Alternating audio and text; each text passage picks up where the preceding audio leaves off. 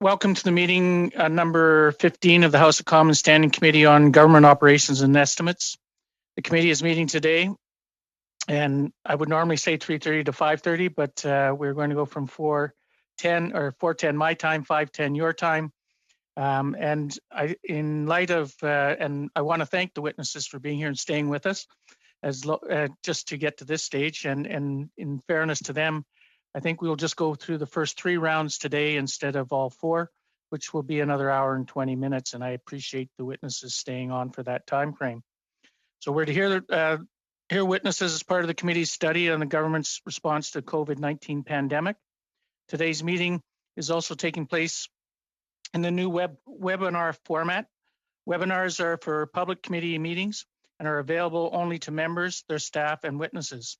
Members may have remarked that the entry to the meeting was much quicker and that they immediately entered as an active participant. All functionalities for active participants remain the same. Staff will be non-active participants only and can therefore only view the meeting in gallery view. I would like to take this opportunity to remind all participants to this meeting that screenshots or taking photos of your screen is not permitted. To ensure an orderly meeting, I would like to outline a few rules to follow. Interpretation in this video conference will work very much like in the regular committee meeting. You have the choice at the bottom of your screen of either Floor, English, or French. Before speaking, please wait until I recognize you by name. When you are ready to speak, you can click on the microphone icon to activate your mic. When you are not speaking, your mic should be on mute. To raise a point of order during the meeting, committee members should ensure their microphone is unmuted and say point of order to get the chair's attention. In order to ensure social distancing in the committee room, if you need to speak privately with the clerk or analyst during the meeting, please email them through the committee email address. For those people who are participating in the committee room, please note that masks are required unless seated and when physical distancing is not possible. I will now invite the Parliamentary Budget Officer to make his opening statements. Merci, Monsieur le Président. Thank you, Mr. Chairman.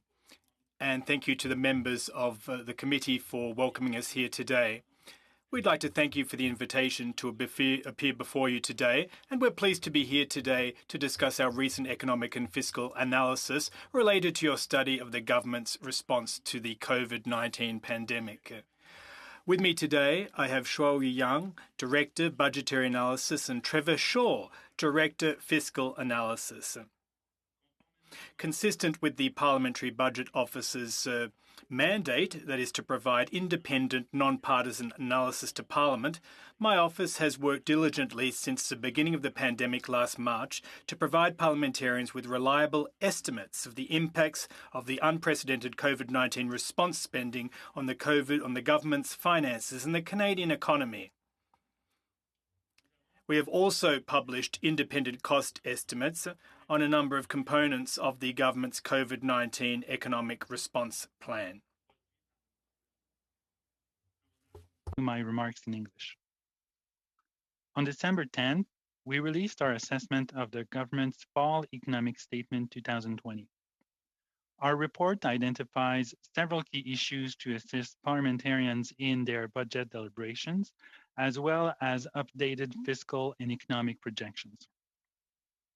While the economic outlook presented in the Fall Economic Statement 2020 is broadly in line with our latest projections, we project that budgetary deficits will be $5 billion larger on average over the next 5 years. These larger deficits are primarily due to weaker economic and fiscal assumptions, partly offset by lower cost estimates of measures included in the government's COVID-19 economic response plan. In terms of transparency, the government's Fall Economic Statement does include elements that are essential for credible fiscal planning and scrutiny, such as a detailed 5-year fiscal outlook. However, the Fall Economic Statement falls short on transparency in a few areas, such as the absence of a fiscal anchor, the lack of clear thresholds for the fiscal guardrails, and the lack of details related to the employment insurance operating account. In addition to our report, My office has also released independent cost estimates of selected measures contained in the fall economic statement, including the Canada Emergency Wage Subsidy and the Canada Emergency Rent Subsidy programs. We plan to publish additional cost estimates in the coming days, with 3 that are to be released tomorrow. Finally, I would like to take this opportunity to provide members with a brief update on our progress on the cost analysis of building the Canadian Surface Combatants and building the FREM, the Type 31E, and other possible competing ships. Our analysis continues to advance, and we expect to deliver the report to this committee by the end of February as planned. We'll be pleased to respond to any questions you may have regarding our analysis of the government's response to the COVID-19 pandemic or other PBO work. Thank you, Mr. Chair. Thank you, Mr. Giroux, and I appreciate your introduction. So we will go into the first round, and first is 6 minutes of questioning, and the first will be from Mr. Paul Hughes, and you have 6 minutes. Merci, Monsieur le Président. Bonjour. Thank you, Mr. Chairman. Hello, Mr. Giroux. Pleased to have you back with us. My first question is about vaccinations, and this is a very fashionable topic, of course, at this time, but I'd like to know if you have any information about contracts and amounts invested in vaccines. Response. Well, as far as spending to date, well, that is expenditures that is in a broad category that includes vaccines, but also other components such as research and therapeutic aspects.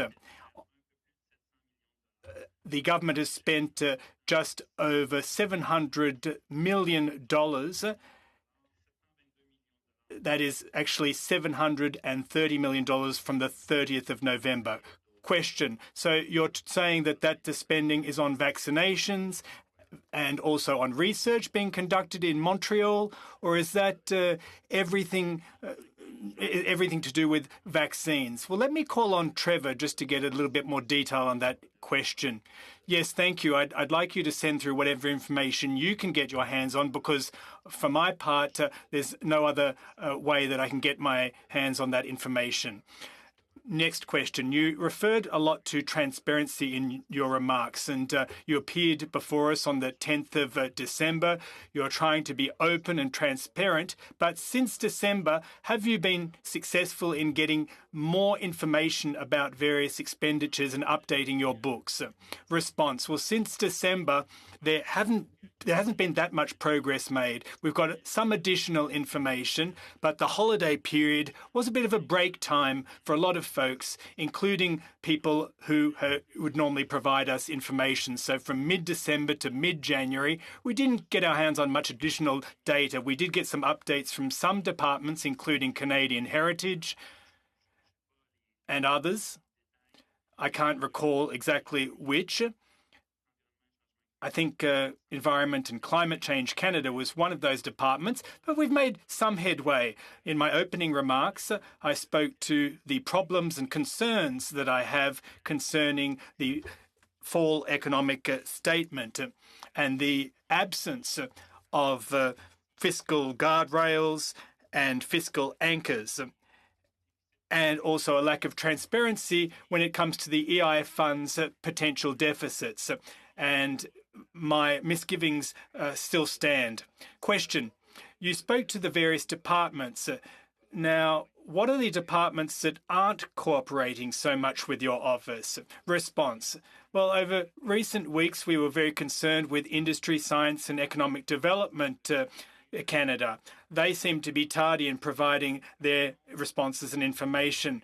We're also concerned, but this seems to have been settled with the Canada Revenue Agency. They seemed very reluctant to provide information, even though that information didn't provide the individual taxpayers' information or anything personal way of identifying personal taxpayers.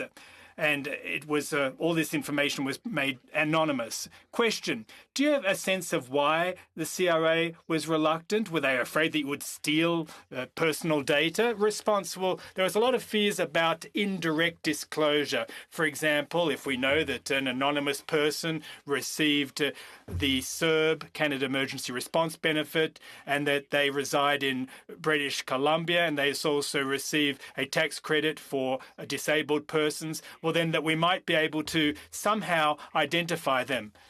Yes, well, question, they were really splitting hairs there, weren't they? Yes, indeed they were. Next question. Are there specific areas where you came up against problems in terms of data? Response: where Shari and Trevor could perhaps elaborate where the deficiencies were, if they are aware of what they were. Shari, Trevor? No, unfortunately, I can't put my finger on any specific programs or for those departments, so there's no other detail that I can provide you at this moment. Well, we can get back to you, Mr. Paulus, with those details. Now, apart from those departments, CRA, industry, are there any others that have been problematic? Response: well, things are going along pretty well. There's been a number of hitches here and there, but that's often due to some departments' lack of understanding of our terms of reference and mandate vis-a-vis access to data. So sometimes we have adult discussions, and the upshot of those discussions is usually things end up working out well and we get the information we need. Question: so sometimes it's difficult to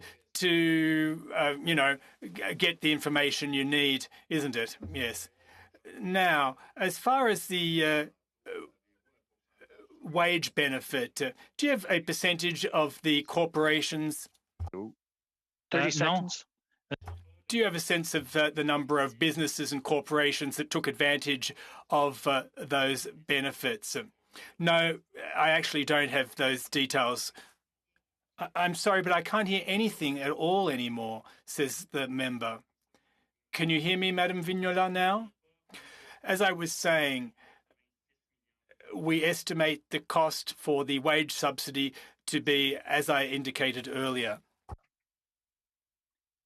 Thank you, Mr. Giroux, and thank you, Mr. Paulus. Sorry about that. I was trying to indicate there was a 30-second time delay, but hopefully it didn't confuse everybody.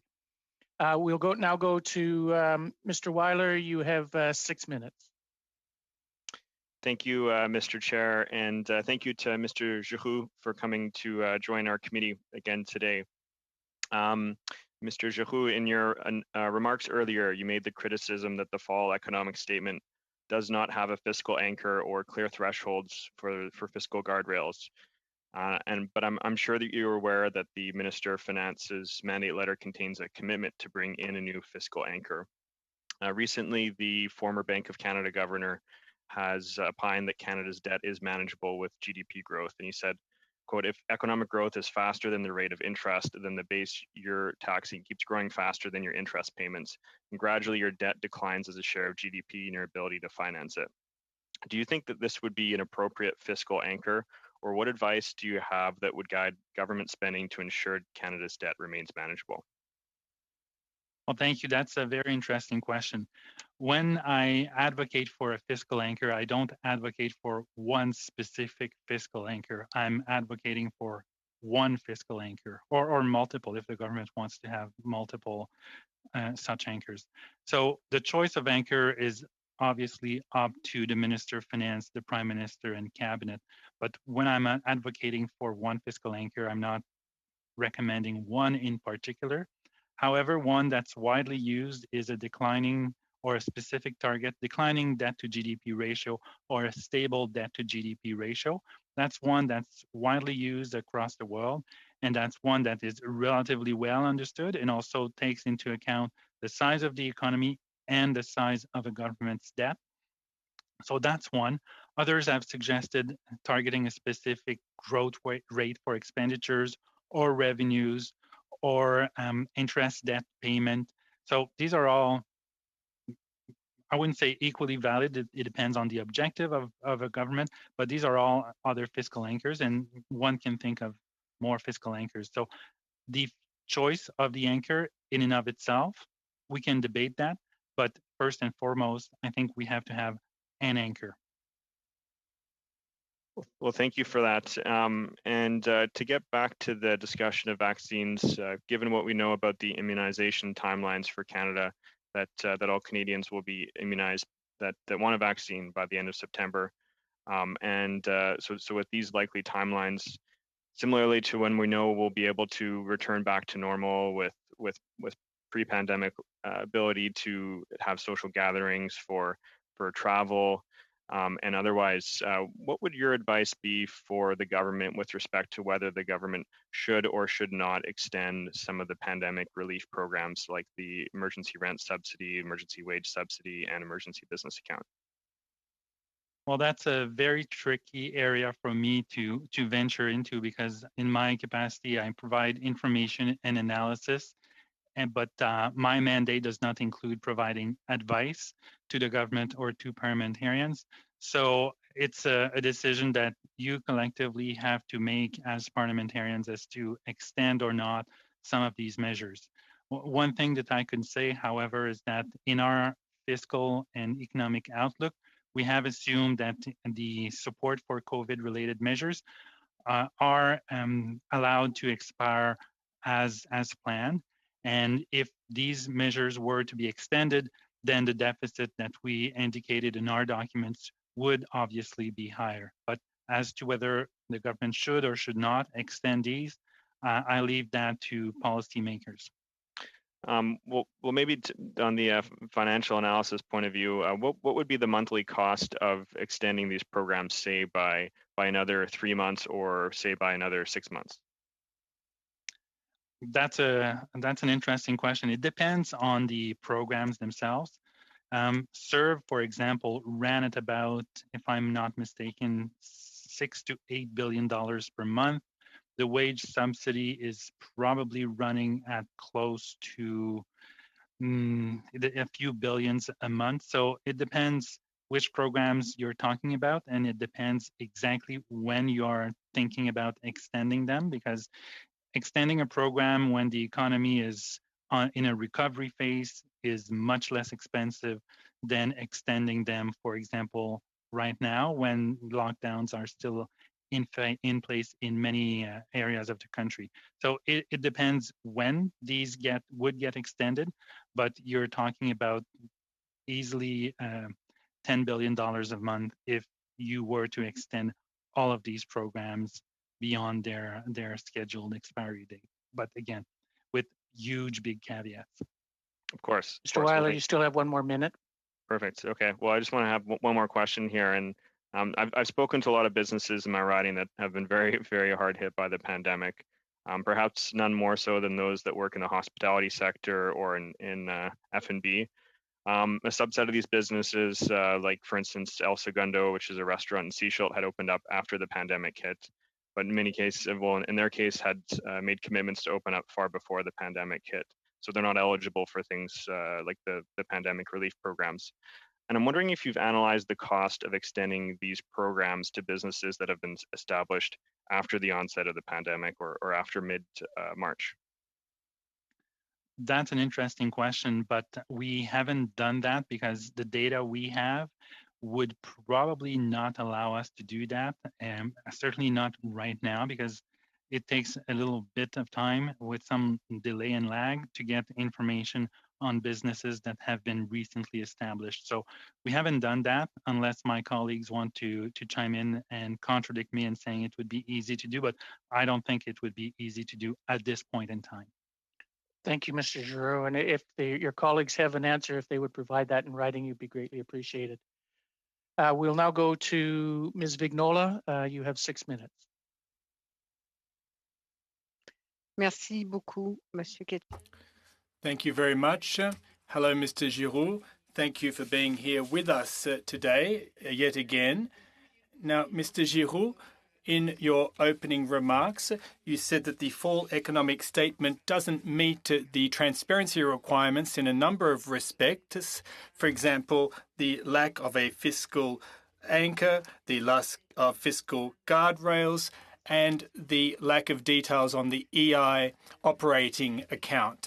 Now, my first question should have been about an appropriate fiscal anchor, but you've already answered that question and said that you don't have any suggestions to make. But my next question is it normal that in a crisis that we are like the one we're currently experiencing, that we wouldn't have a fiscal anchor? And were we to have a fiscal anchor, what would that change in terms of your analysis and in terms of our analysis, for that matter, when it comes to the budget? Response. Thank you for the question. Is it normal to not have a fiscal anchor during a crisis? Well, there's two ways of looking at it. Yes, you can say it's quite normal because the future is so uncertain that even if we did have a fiscal anchor, it really wouldn't be worth much given the fact that we're in a crisis, and that is true. But the fact of not having any fiscal anchor whatsoever, well, that increases uncertainty when it comes to the state of public finances in some ways, because it leads to a lot of uncertainty in terms of the future direction that the public financing will take. It would have been possible to have a fiscal anchor, to suspend it, like a number of provinces decided to do, and to undertake to return to those fiscal anchors in due course, or at the very least to revise them. That would have been possible, and in my opinion, that is still possible. We could be flexible as a country and say, well, yes, we can't commit per se to having a certain GDP debt ratio, but as soon as there is a recovery, well, then we can return to our fiscal anchor. That could have been one way of doing things, and it would have been possible to act that way. Question. So not having a fiscal anchor, of course, leads to financial uncertainty in Canada. That's my takeaway from your answer. Thank you. Next question. When it comes to the lack of fiscal guardrails, what does that ensue? Well, the department, the minister in his fall economic statement, in her fall economic statement, mentioned three aspects as far as the time frame for cutting back on budgetary stimulus measures. And she focused in on two in the fall economic statement, two of which could return to pre-pandemic levels in the first two quarters of 2022. And yet the stimulus is slated for 3 years. So we're talking about 50% of the forecast period of stimulus when we will have already returned to the pre-pandemic levels. And then another indicator, the jobless rate, given that we have an aging population, it's highly likely that we never get back to the same employment levels, that is an active public adult population, because as the Canadians get older, they decide that perhaps they might want to retire. And so since that we do have an aging population, it's highly likely that we will never get back to the unemployment or rate that we had pre-pandemic. Now, having said all of that, the guardrails in the fall economic statement are contradictory and may very well be incompatible with the economic stimulus measures that have been slated for the next 3 years. Now, that said, if the objective in terms of billions of dollars is met over 3 years, and see if the objective is to bring structural changes to the Canadian economy, well, then that's another whole kettle of fish. And I really wouldn't be prepared to speak to a 3-year time frame in terms of that spending, if that is indeed the intention to bring structural changes to the economy. Question. Well, basically what you're saying is that if, we have a couple of objectives and some of which we're trying to meet in a certain time frame. Well, yes, that's basically what I'm trying to say. Just to add to what Mr. Paulus asked, could you please give us a sense in terms of a percentage, the number of departments that still pose a problem in terms of transparency? Response.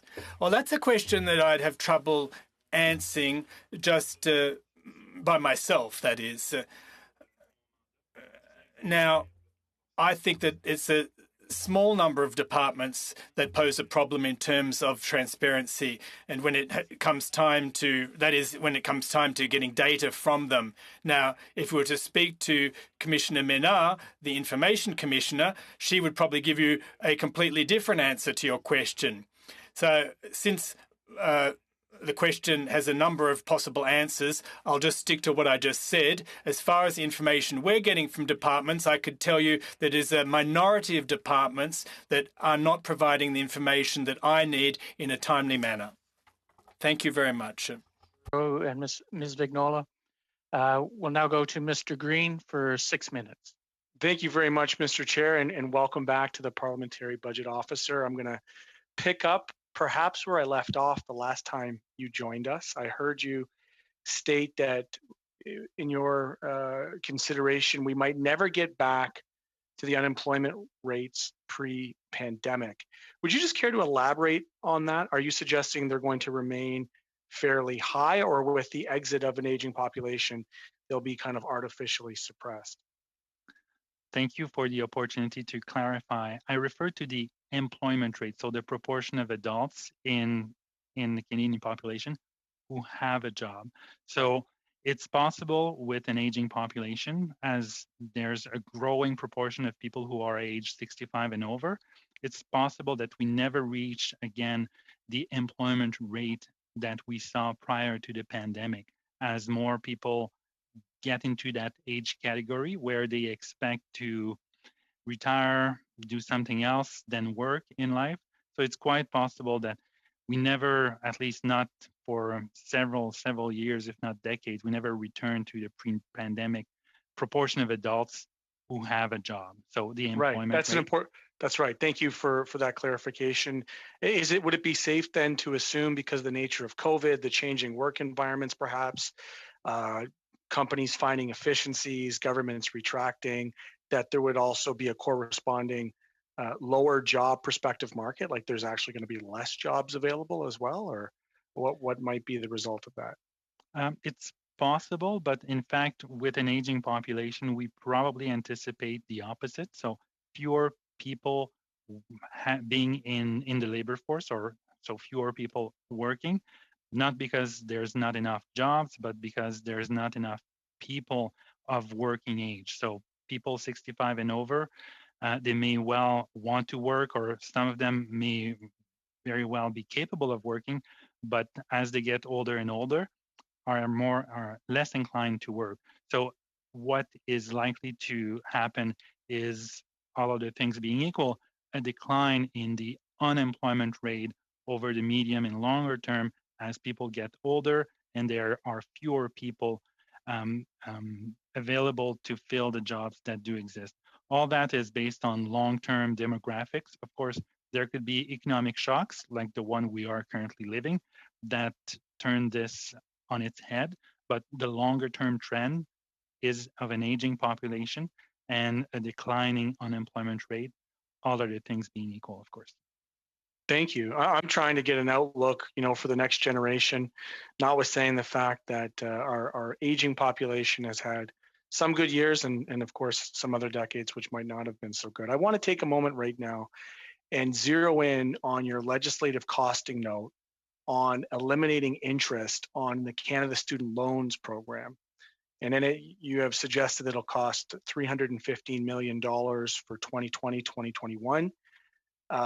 It showed that in the past 5 years, ESDC has written off, waived, or forgiven more than $2 billion in student loans due to financial distress, and that student borrowers are experiencing here throughout COVID. And that's on top of the $410 million that ESDC has to spend to contract the administration of Canada's student loans programs to DH Corp over the same period of time. So in your opinion, what would be the effect of eliminating student loan interest payments? What effect would it have on borrowers? And could this help potentially offset the losses experienced by the student loan defaults and write-offs? Yeah, so the cost estimate that we did with respect to not imposing interest on student loans, as you pointed out, 315 million cost net, not net gross, minus $5 million in reduced tax credit for the interest expense. And of course, this would probably have a positive impact on the number of defaults, given that there would be the amount owed by students collectively would be lower. So the probability of default, other things being equal, would probably go down slightly. And that's one thing that we considered, and we also noticed when we did cost estimates in previous in a previous setting when we were in the electoral campaign. There were a couple of questions asked by various parties on various student loan measures, and when there are relief measures afforded to students, it has a corresponding impact in reducing the number of bankruptcies, loans in default, and loans written off. I know that the new Biden administration has extended the freeze. We have not to date. We're hoping that this government will go down that path. But just for my own clarification, what is the effective rate right now on the program? Is it also impacted by the really low interest rates?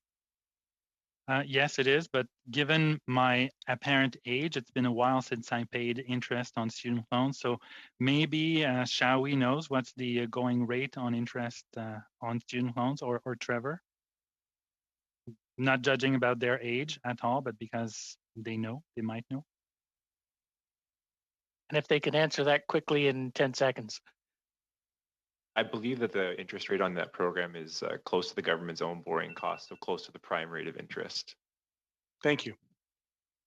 Thank you very much. And that ends our first round. We'll now go into our second round of going 5 minutes, then 2.5 minutes, then 5 minutes. We will start with Mr. McCauley for 5 minutes. Thanks, Mr. Chair. PBO attendees, what a pleasure as always to have you back.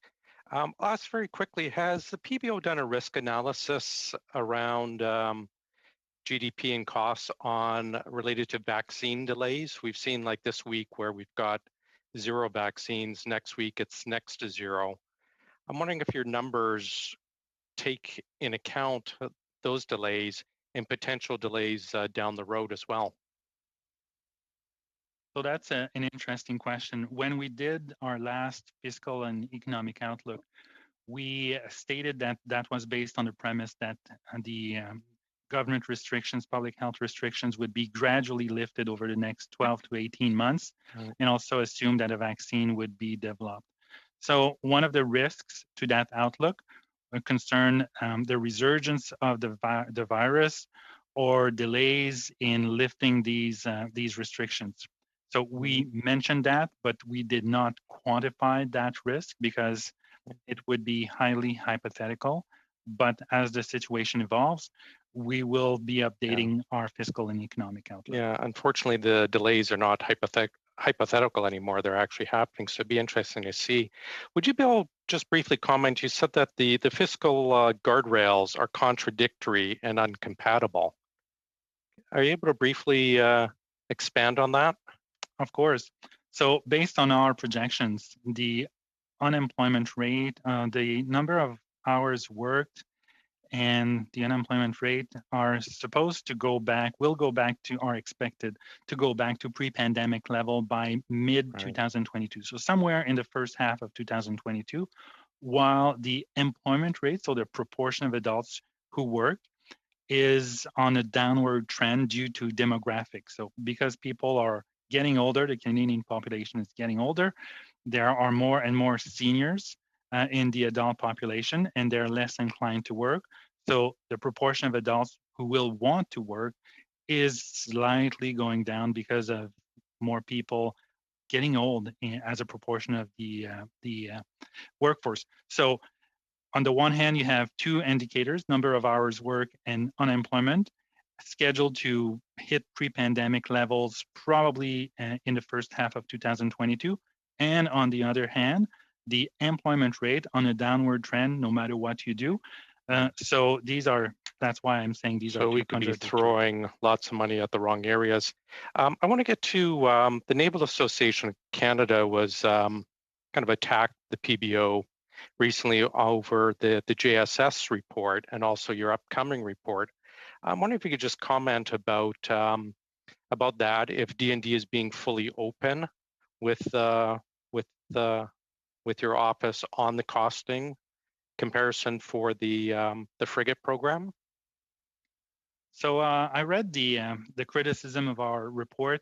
One of the criticism was that we focused on a fiscal or a financial analysis, right, which is exactly what this committee, OGGO, asked us to do. So I found it a bit bizarre to be criticized for doing exactly it even what stated we were that in the report as well. Yeah, it was clearly laid out in the report that we were asked to do this. That's what we did, and we get criticized for doing it. Okay, point taken. Also, we didn't compare or we didn't include the industrial benefits. No, that's out of the scope of the report. We were also criticized for basing the cost of the second ship, the Obelix, based on the cost of conversion of the Asterix. I think that's a fair comparator or a fair basis on which to cost a second ship, how much it did cost to build or convert the first ship. So there are a couple of criticism like that. And the criticism also warned MPs and parliamentarians to carefully read the report. So I hope it's not coming to you as a shock, but you're supposed to read the reports carefully before you comment on it. So I found that a bit it is what it is. Right. Naval officers, they work hard. They serve their country, have or are currently serving their country. I don't blame them for wanting the best ships possible. But the criticism, if they have methodological changes that they'd like us to make, we're always happy to consider these and provide you the best analysis possible. The upcoming frigate report, are you getting full access to the information you need about this $70 to $100 billion program? So far, so good, yes. And the report is being drafted as we speak. So there hasn't been major access issues from the Department of National Defense and the Royal Canadian Navy. Excellent. So yeah, it's good news. A nice change. Thank you very much, Mr. Giroux and Mr. Macaulay. We will now go to Mr. Drouin for 5 minutes. Oui, merci. Yes, thank you very much, Mr. Giroux.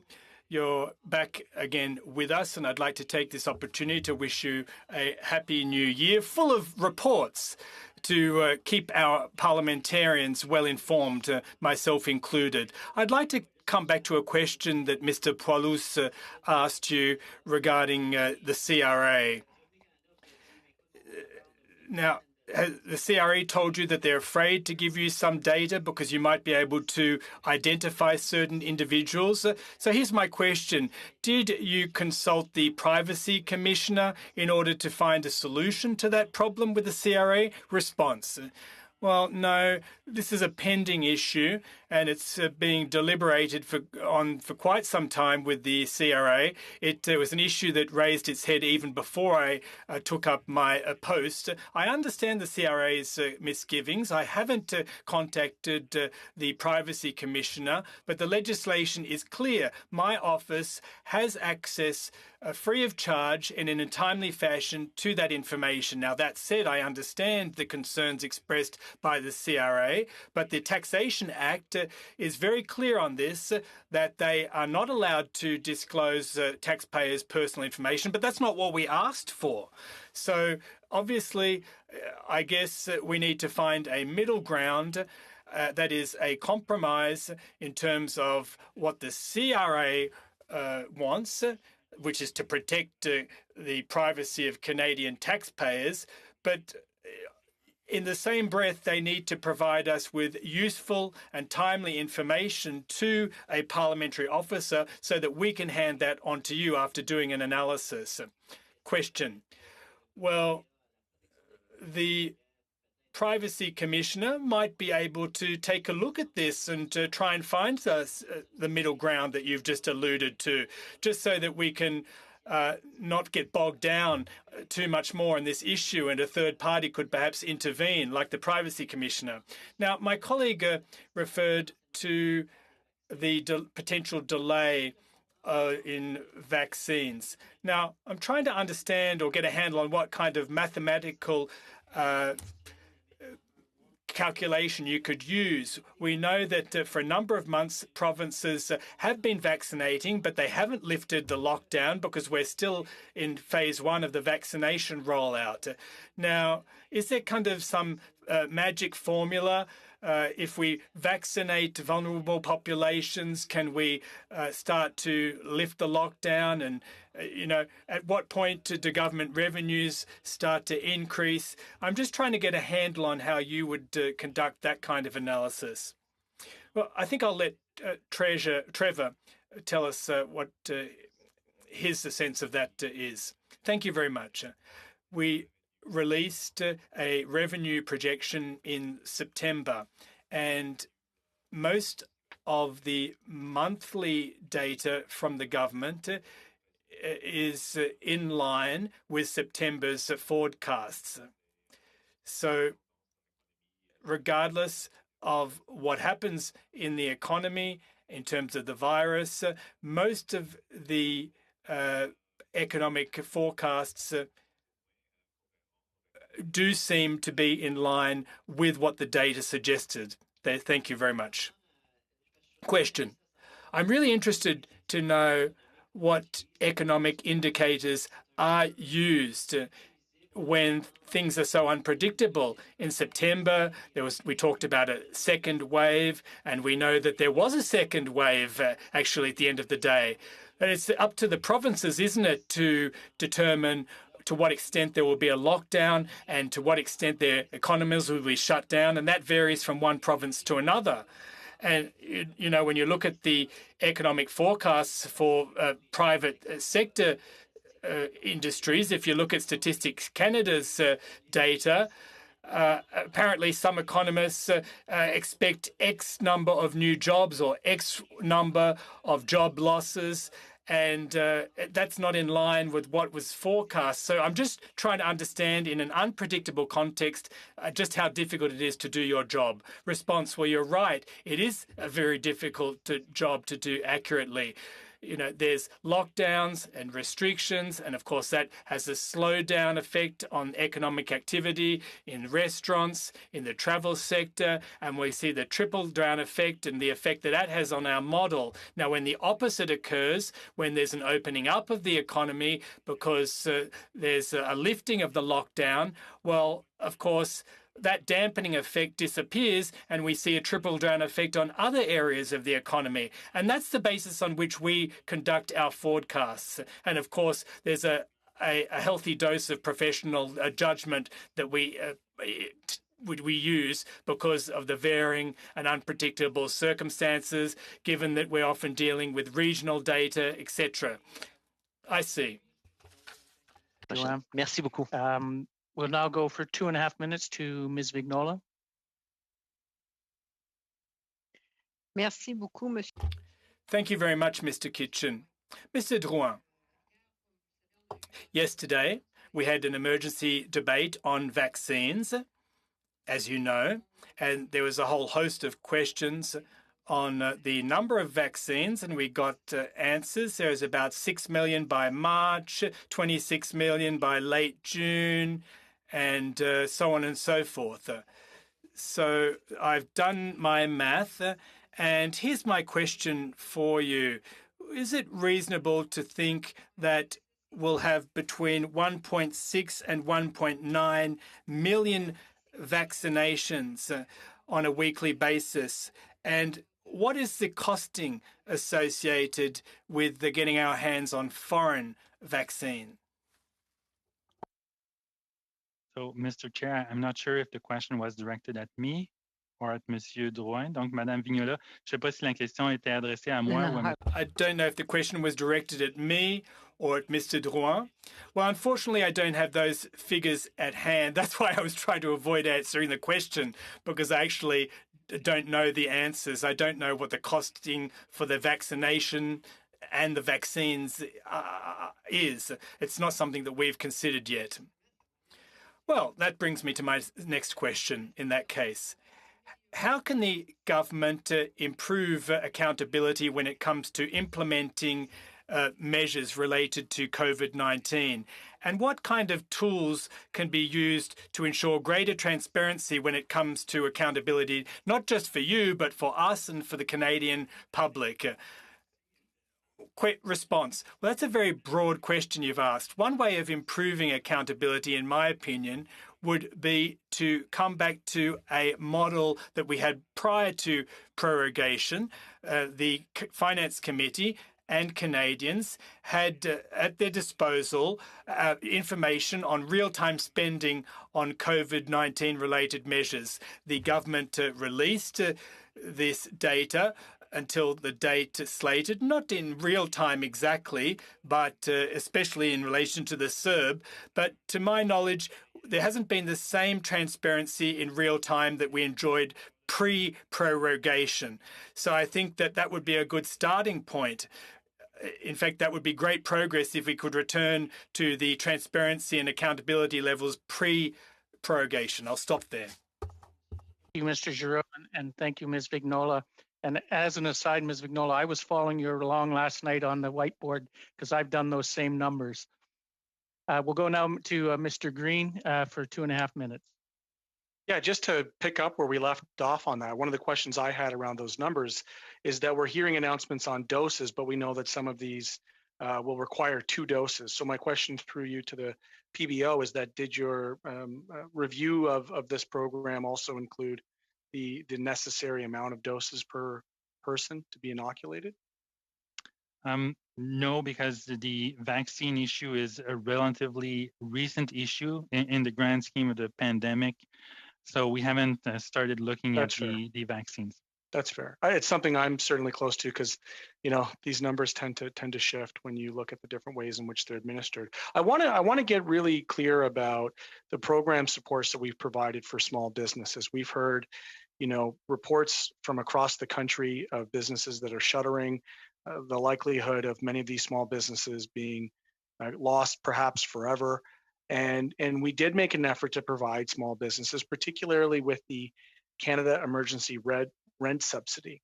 So my first question to you, in your work, do you make an assessment between what the government announces as of the total announcement of the program versus the actual uptake? And could you comment on the uptake prior to when the program went to the landlords versus when it went right through to the small businesses? So a multi-part question for you. So thank you for the question. When the government announces a program and provides a cost estimate, we also do our own cost estimate, and there's sometimes very close alignment, sometimes very significant gap between these two, and it's because of different assumptions.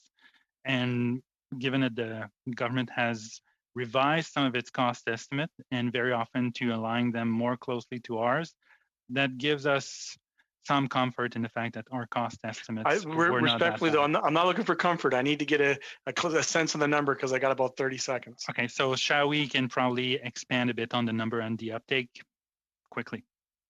I say that with the utmost respect too. Yeah. Okay, thanks, Mr. Chair. I do have some numbers here as far as we know. The previous rent subsidy program, CECRA, as of now, provided about $2 billion in loans to about 65,000 landlords. And this represents about 2.7 million in rents receiving 75% subsidy. Represents about $1 in $10 of Canada's $54 billion in annual rents being subsidized during that period. The recent SERS and the lockdown provided $704 million in subsidies to about 94,000 unique businesses across Canada. And because of the variable subsidy rate, the rents subsidized are very difficult to be known. That's fair. Thank you, That's Ms. very Yan. helpful. Thank you. And thank you, Ms. Green. And as those numbers, I think everyone wanted to see them. That's why I gave you the little extra time to let that through. Thank you. We'll now go to Mr. Macaulay for 5 minutes. Thanks, Mr. Chair. Mr. Giroux, is there any reason that you see that we cannot set a fiscal anchor or present a budget right now, considering almost every single OECD country has? Personally, I see no fundamental reason why not, because the government has been able to move very quickly on implementing programs that were designed from scratch. So doing a budget is something that the very capable Department of Finance is very able to do. So there's no fundamental reason that I see for not having a budget. Are there risks involved with, it's been well over a year now, are there risks involved if we just continue without setting a budget, without setting a real fiscal anchor? Well, the absence of a fiscal anchor and of a budget is a risk of credibility for the fiscal anchor, and it's also a risk of not knowing or not having a clear framework for making decisions. As one can easily imagine, the Minister of Finance, the Prime Minister, and ministers are probably subjected to intense pressure from all kinds of groups to spend in various areas. So the absence of a fiscal anchor makes it a bit more difficult for them to triage and to say, determine where they should be investing or spending money and where they should be turning down proposals.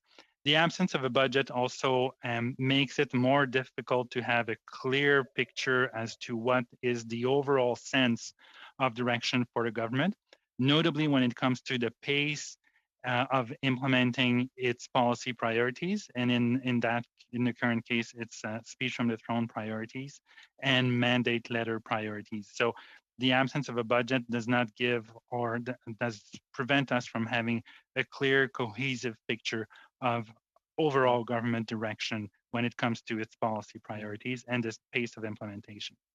In the same vein, like, what do you think as a PBO when you see we've got $100 billion we're going to spend to jumpstart the economy, but not sending any guardrails around it and not saying what the money is going to be used for or focused on? Well, I'm thinking to myself, I wouldn't want to be the Minister of Finance because, as I said before, her phone must be ringing off the hook. When you provide that perspective of $100 billion to be spent over the next 3 years, but you don't circumscribe it or you don't put constraints around it, at least not publicly, it gives a sense that we are welcoming proposals. So it gives a sense that we don't have a clear idea yet of what we will do, or if we do, we're welcome to reconsidering and considering other ideas. Thanks. We've heard earlier today, Mr. Green was talking about some of the wage subsidies support. The government has listed the names of the companies, but not the amounts behind it. Now, we've also heard, the communist-controlled Bank of China or whatever their bank was here receives subsidies. Foreign-controlled airlines receive subsidies. Should CRA be releasing the information for transparency for parliamentarians and taxpayers to see how much has been received by the companies for these subsidies? Well, that's very close in its design or its nature as a subsidy. And in the case of subsidies, my understanding is that the amounts of subsidies that corporations and businesses receive, they tend to be public, generally speaking. So in the case of the wage subsidy, there could be competitiveness issues in some instances, but generally speaking, I think that the amounts that corporations have received should indeed be public. Now that the government is disclosing who receives them, the competitive disadvantage, if there was one, has probably been eroded already. So disclosing the amounts would be completing the transparency. Yeah. be more transparent. Well, I think as well, I would take away some of the tomfoolery. We've seen very large corporations with subsidiaries receiving it, even though the corporation may be fabulous or fabulously successful at the same time. I want to continue with the transparent. We have 10 seconds, Mr. McCauley. Thank you very much for your time. Thank you. Monsieur le Président. On a point of order, Mr. Chairman, we don't have any interpretation. We lost the interpretation. Okay, can you just, Mr. Chair, Clerk, Mr. Chair, if you can just give me a moment, I'm checking with our technical people now. Thank you. Okay, thanks. We'll check on that. We'll just. I'll get my 5 minutes over then, I think.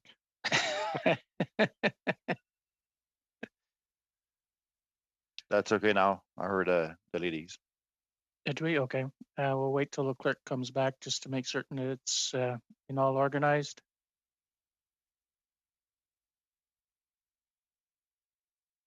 Just bear with us if you don't mind. And I've practiced my English for 5 minutes. And... Well, when the clerk comes back, we will be going to Mr. Kuzmierczuk for 5 minutes, and we'll reconvene with that just as we just wait a bit.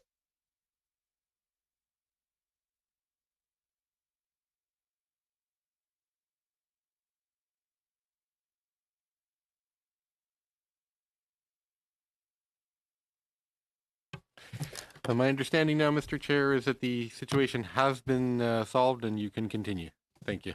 Thank you, Mr. Clerk. So, Mr. Kuzmierczuk, you have 5 minutes. Thank you very much, Mr. Chair. Many of the questions that I had were actually asked and answered during this round, but we've heard that in the recovery, we've heard that it's a K-shaped recovery, and that different sectors, some sectors, for example, have recovered more quickly. Some have actually thrived. Some obviously are finding it more challenging. And same with different sectors. Vulnerable Canadians have really struggled and have carried the brunt of the weight of the lockdowns and the pandemic. I wanted to ask you whether anything in your numbers that you've gathered, the data that you've gathered, whether looking at labor market participation or whatnot, whether you're able to whether you have numbers or data that actually substantiates or that argument that there is an unequal or a K-shaped recovery and experience when it comes to the pandemic and the recovery. Yeah, thank you. So we have looked at the most affected, or not only the most affected sectors, but we've looked at employment and output across various sectors. And we find that indeed, and without any big surprise, some sectors are faring way worse than others, notably hospitality and food services. They're not doing very good. The travel industry is suffering, and that's also very obvious to anybody who wanted to go anywhere for the last several months. Other sectors are doing relatively well. So financial services are doing relatively good.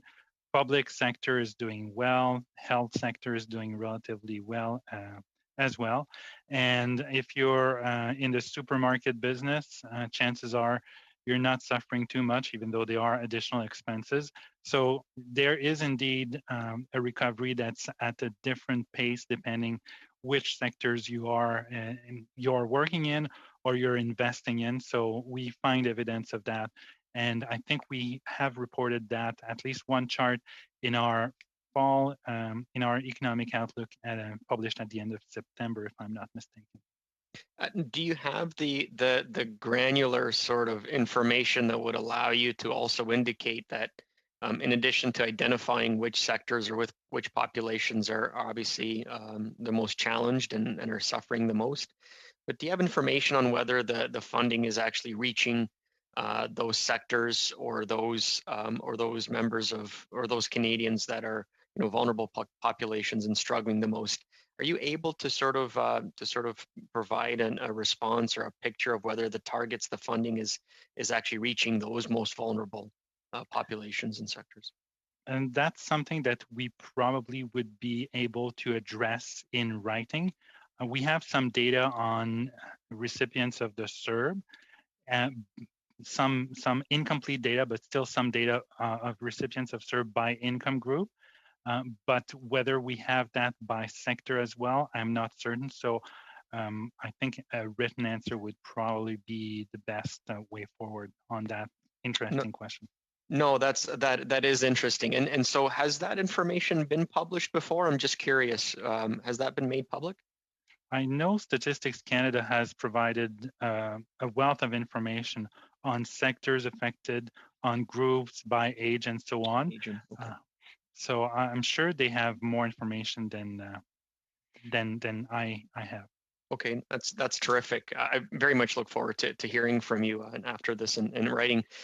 Just a general question: what kind of financial reporting on federal government spending related to COVID would be the most useful for parliamentarians? So I'm sure that you look at what other countries have put out there or best practices from other jurisdictions. Is there sort of tools or that you feel would be really helpful to parliamentarians that you've seen in other jurisdictions, other areas that might not be instituted here?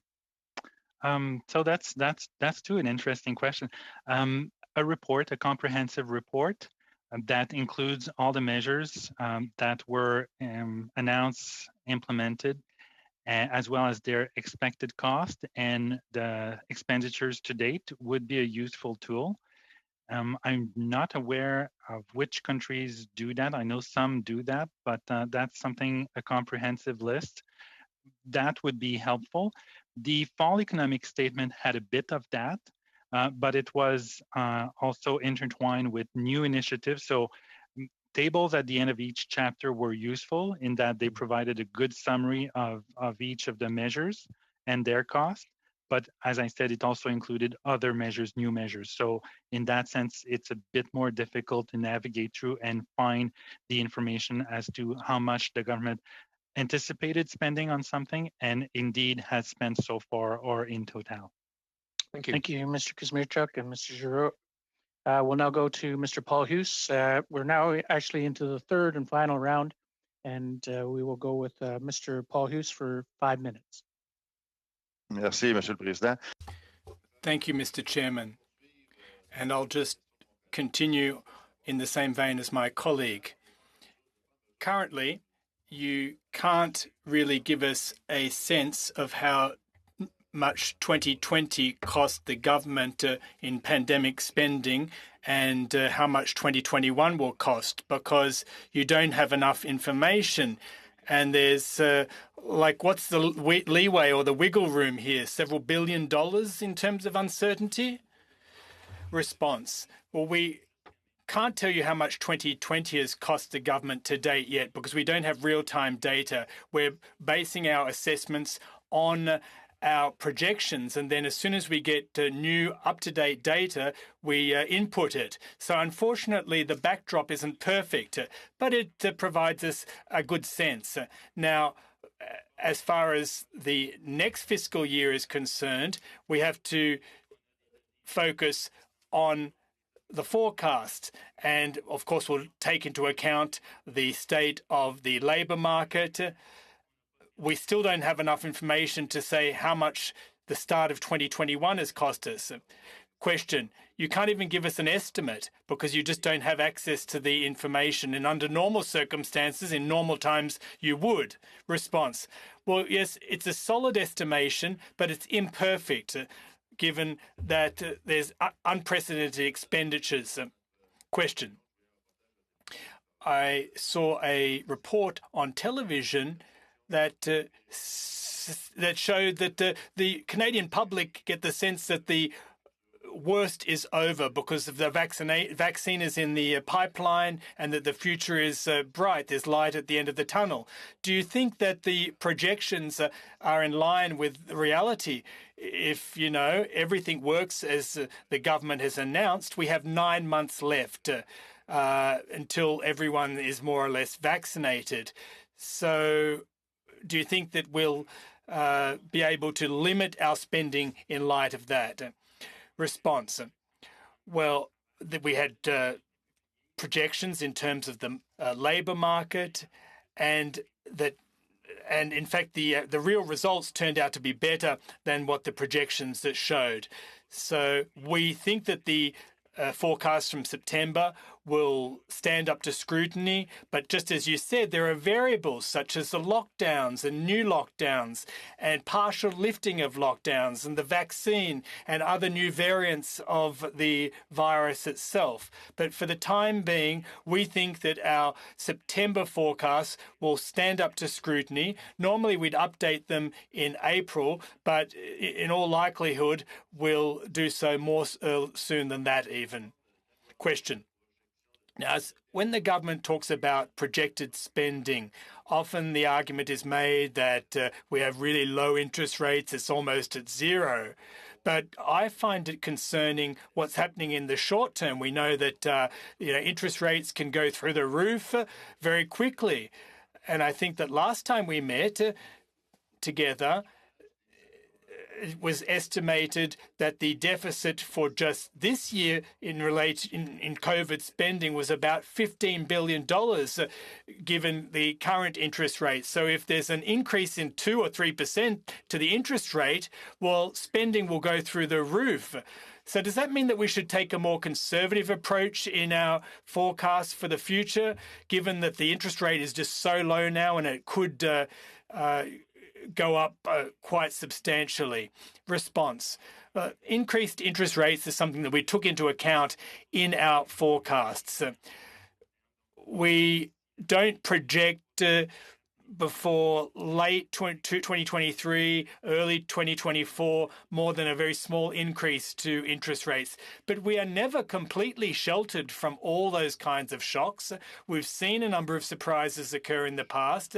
So we're not immune to other financial issues that may occur elsewhere in the world. And if that were to occur, yes, our debt financing would cost a lot more. It's not on anyone's radar screen, but certainly the deficit that we projected for the current fiscal year, well, couldn't be completed for many, many years in a row without jeopardizing the financial viability of the Canadian government's coffers, and it would have mid to long-term consequences. Thank you.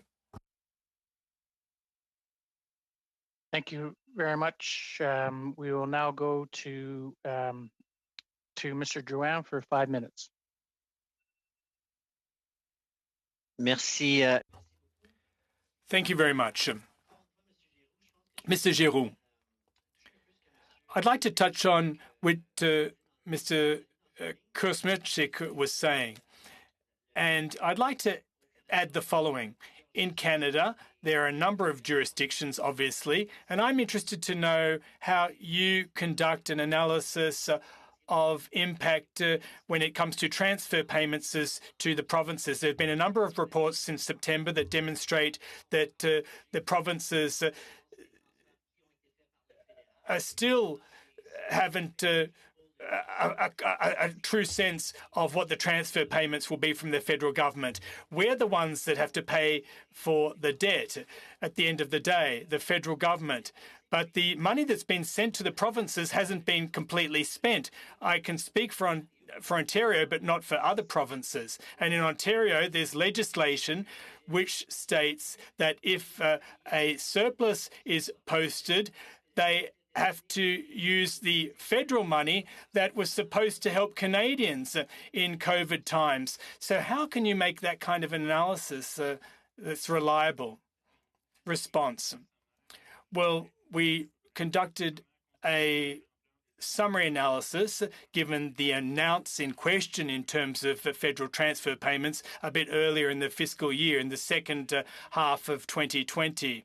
Now, our economic and fiscal projections take into account what we know, that is the amount of federal transfers to the provinces in terms of determining the deficit. And we also take that into account when we look at fiscal viability, and we updated that in late 2020. So we take into account federal transfers when we look at the federal government's and the province's budgets viability in the midterm and the short term. So we factor in what's known, i.e. the transfer payments and also the current legislation when we're looking at the deficits or surpluses that we're trying to forecast. I see.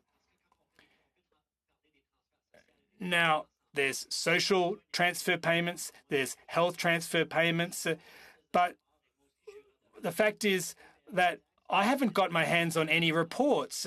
And of course, we're accountable to taxpayers, and yet I haven't received anything from the provinces saying how much money they've spent in the hospitals, for example, to swell their ranks of nurses or in long-term care centres. Do you think that the federal government should make that a requirement going forward? Response: well, that's a really, really good question, but that really falls outside my mandate, unfortunately. And I'd prefer not to throw a cat among the canaries there by taking a stab in the dark. Question: well, how can you, first and foremost, assess the impact?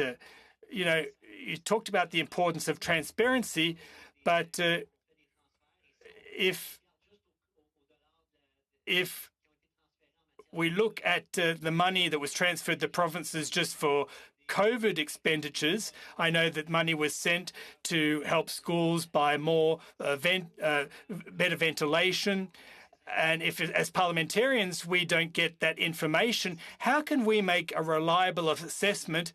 And how can you make a reliable assessment as to whether or not the money was actually used for the intended purposes? Response: well, as far as transparency is concerned, we've gotten transparency from the provinces, and this is a benefit to the federal government.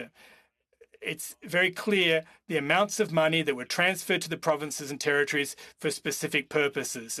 But the question you're asking has to do with just how transparent the provinces are when it comes to the credits to the federal government in lieu or vis-a-vis the amounts of money that were transferred from the federal government to the provinces. Now, I haven't focused on that aspect, but I'm sure that's something that we can explore.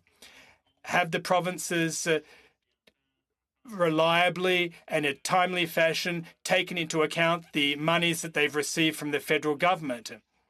And as I said, I haven't gotten into that because it's not really my bailiwick. Response: I understand. I think my colleague, Mr. Weiler, has a couple of questions, but I've finished my questioning.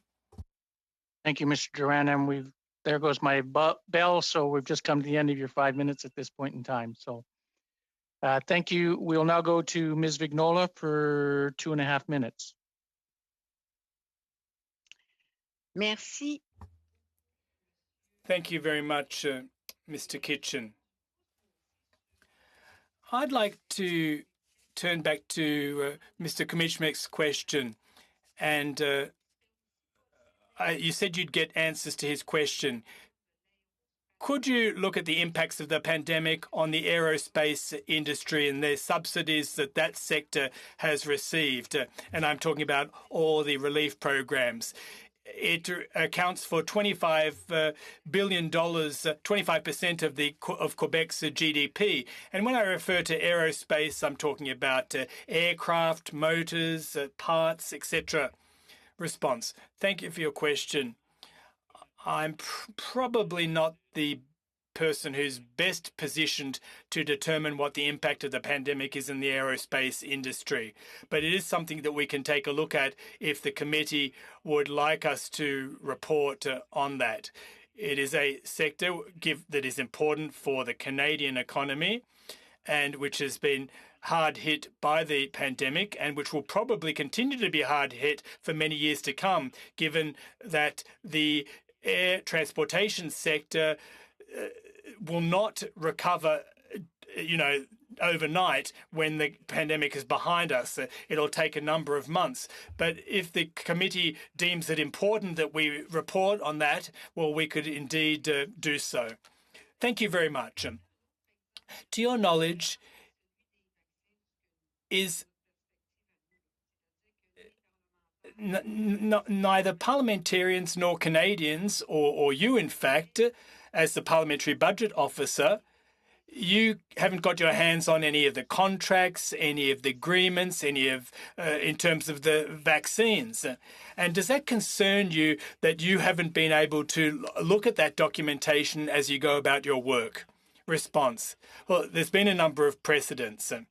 I can't think of specific examples right now, unfortunately, but when it comes to national expending or contracts, that probably precedes my when I came into my position. But there are probably a number of precedents.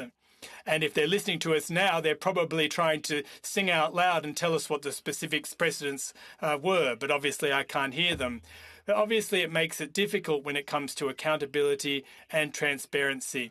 And it's difficult to determine whether the government got a good price on under those contracts as it went about its procurement activities. But obviously that seems to be of interest to you, so I'll try and get as much information as possible. Thank you very much, Mr. Giroux. We'll now go to Mr. Green, 2.5 minutes. Thank you, Mr. Chair. I'm going back to the small businesses through you. We heard about the programs that were rolled out, and we were talking about how we might be able to list who got what in some of these subsidies. I'd like to get further.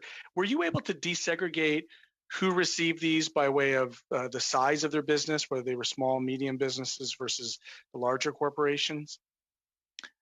Thank you. I'll defer to shall we, Ms. Yan, again on that interesting question. Thanks, Mr. Chair. I know in the data by industry exists, whether it's detailed enough down to the size of the businesses within a particular industry. Okay. Well, why that's important for me? We got our small BIAs, and we have businesses that are just, they're struggling to get by. Some of them were accepted in, some of them weren't. Some of them got the rent subsidies before through their landlords, but the vast majority of them did not. And so I'm wondering, do you have any data around how many businesses had to temporarily shut down during this pandemic? No, I don't know offhand the number of businesses that were shut down due to pandemic. Okay, so you know it by sector, but again, not by size. Just for the record, if you were to find it, what would be the way that you would define small business versus a medium-sized business? And is there a category below small business that would reflect probably the vast, majority of the mom and pop shops out there? That I would defer it to Trevor, if I may, to see how the econ model defines these size of the businesses. Thank you. Yes, so typically in our reports, we generally stay away from qualitative descriptions of groups. So if you were looking for information on recipients of the wage subsidy or the rent subsidy, we would try to group our data by perhaps revenue to give them in terciles or that's good. That's acceptable. Revenue is acceptable. Okay, that's helpful. Sounds like you've given me some food for thought. Should I want to do an FOI or some kind of order paper or something of that? Because it strikes me when you hear about the big companies that are sitting on surplus, they pay out dividends, the big corporations on Bay Street, and I got my BIAs, the mom and pops who are suffering, just trying to get through this pandemic, just trying to pay the next rent, pay the next wage roll, and hopefully make it through this. So I appreciate that. Thank you for your indulgence, Mr. Chair. Thank you, Mr. Green. We will now go to Mr. McCauley for 5 minutes. Thanks, Mr. Chair. And Mr. Green brings up some excellent points. To me, it's about the efficacy of some of the subsidies. Are we subsidizing larger, more successful businesses when it should be focusing on the tourism, the small mom and pops who are really getting creamed? And I think it'd be important for parliamentarians and Canadians as such to see how much was going to each company and exactly where it was going.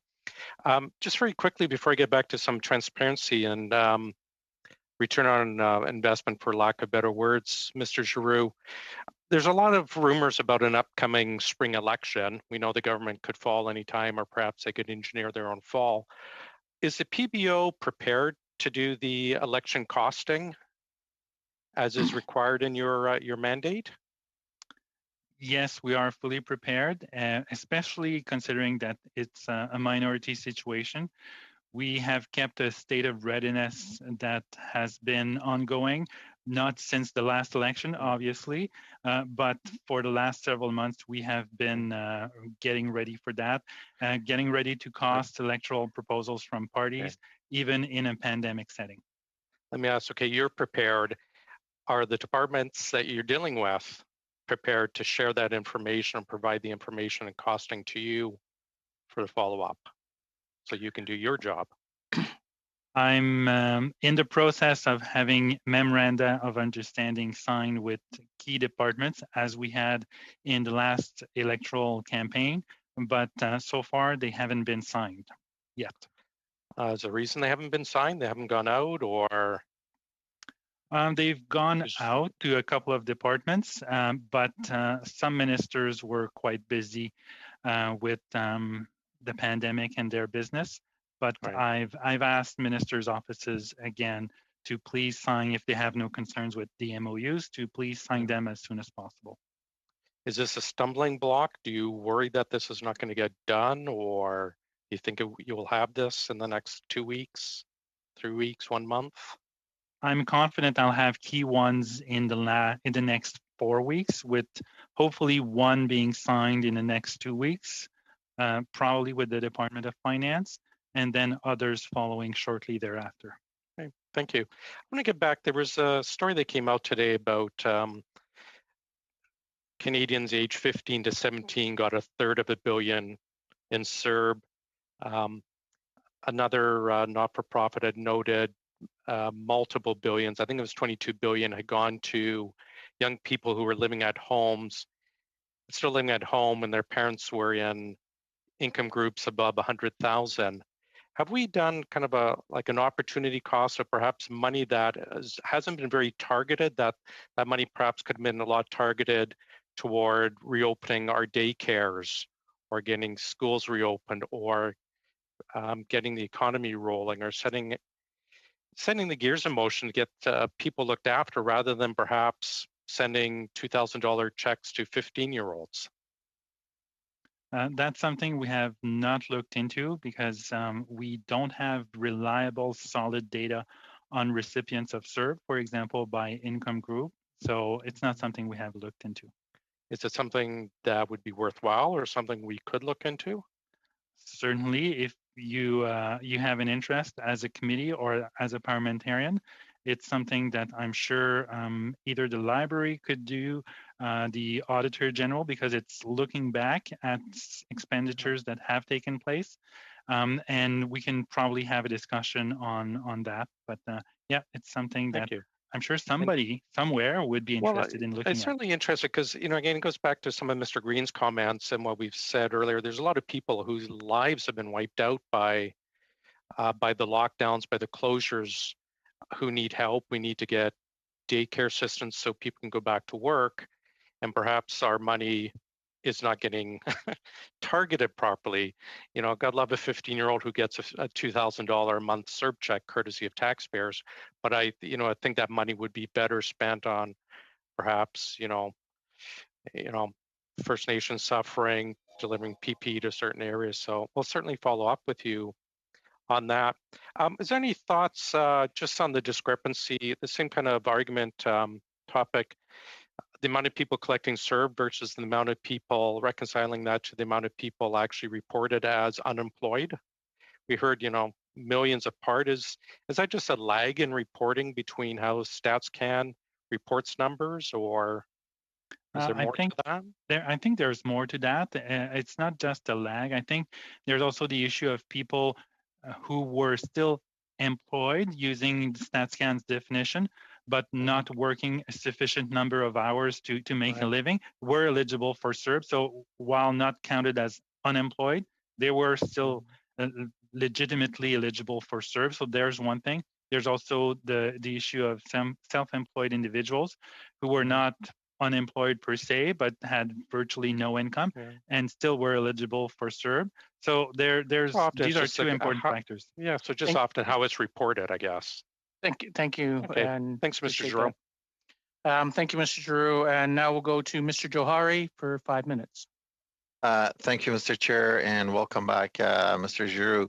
I'd really like to go back to the discussion on fiscal anchor, and I know you might feel that we beat this horse to death, but I like to make some comments and ask you for some observation. As you said, you're not in a position to be able to recommend. Based on your observation, has any of the OECD countries during the pandemic have put any financial statements out that has had a fiscal anchor? And if it's yes, what that fiscal anchor was? That's an interesting question. I know the EU, European Union, has temporarily lifted its Maastricht requirements for obvious reasons because of the pandemic, but Trevor may know more on the international comparisons, or shall we? Yes, no, it's a very interesting question. As you know, Canada is somewhat exceptional in the sense that we don't have at the federal level formalized fiscal rule in law, whereas lots of European countries and other advanced economies do have these more formalized rules. Okay. As Mr. Giroux had mentioned, most of them have evoked escape clauses. Great, thank you. So I'm going to back to Mr. Giroux. I'm going to ask you to play a little bit of a simulation game with me. So let's agree that the fiscal anchor we're going to use is debt to GDP. And let's say we're going to put a financials, fall economic statement sometimes in September out. And based on these two indicators, we have a debt one and we have a GDP. Naturally, some of these debt that we are incurring, some of it might go to GDP, some of it might not.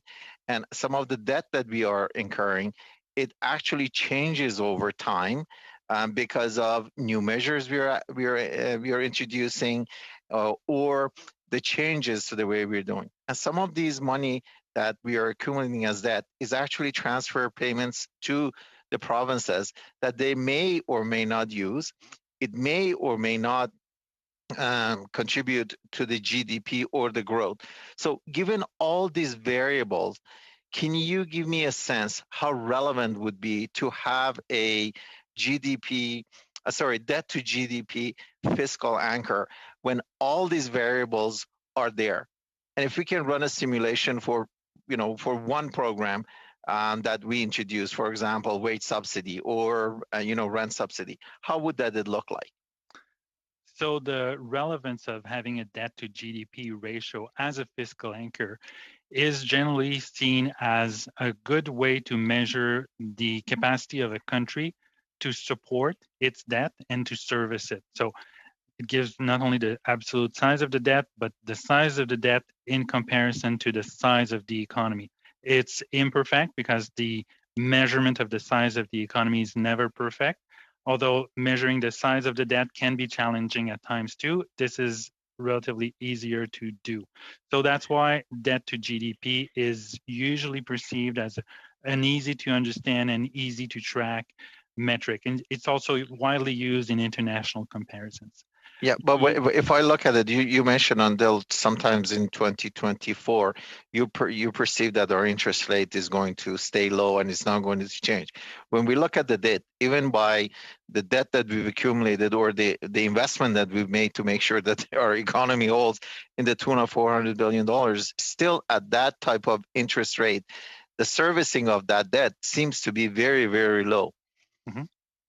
And that's a good point that you make. So that could be in and of itself a fiscal anchor. We will ensure that we never pay more than, or that our debt does not exceed the level at which we have to pay more than X% of our tax revenues towards interest. So that's why I'm saying a fiscal anchor is necessary, or very useful at least.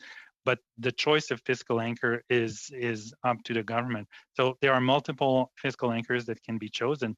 And to get back to a point you made, if the government spends and incurs additional debt to make the economy more productive, eventually that will reduce the debt to GDP ratio, other things being equal, because that will lead to more economic growth, which will reduce the relative size of the debt. Unfortunately, I'm running out of time, but had we set a target and we said, okay, this is our, our forecasted debt to GDP ratio. As we increase the debt or we decrease the debt, this number goes up and down, and you could only do a reporting on a given time, whereas the fiscal anchor is usually used for something that's over a longer period of time rather than a short period of time. So in summary, I would say it's a relevance of GDP during this time is the question. Thank you. Thank you, Mr. Chair, for your consideration. Giroux, no worries. Mr. Giroux, if you want to give a quick answer to that, if you feel comfortable with that. Yeah, it's totally in a time of crisis when the GDP is going down, the fiscal anchor that's debt to GDP gives very odd results. So that's why you have to look at it over more than just 1 year. So good point. Thank you very much, Mr. Giroux, and thank you, Mr. O'Hari. And this went a lot quicker and smoother than I thought it was going to go. I thought we'd be a little bit longer, and so I appreciate everyone's comments and being as close to being on time. I appreciate Mr. Giroux and your staff for staying with us and bearing with us to get on later, and I appreciate it. So thank you, Mr. Giroux, and Ms. Yan and Mr. Shaw. Thank you all for staying with us during this time frame. So I'd also like to thank the tech staff and the clerks and the interpreters for bearing with us during this time, and thank you again for letting this go through smoothly. So we'll let the witnesses, they're welcome to leave. I just want to have a quick, just an FYI for the committee members, and just so that you're aware that in our request for further witnesses for the nuke tech study and for the COVID, the Public Service Minister's Office has indicated that they've declined an invitation, and we had asked for having 2 ministers, so we may have to relook at that.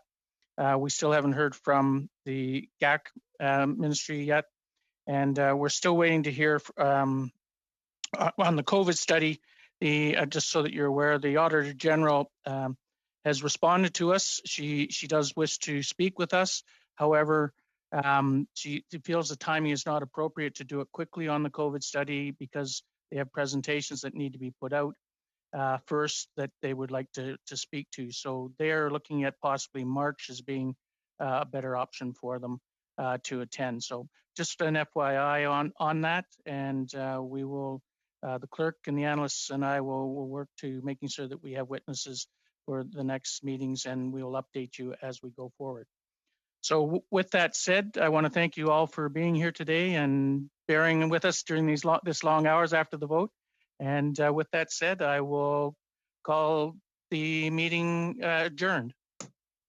Oops, there, that's better.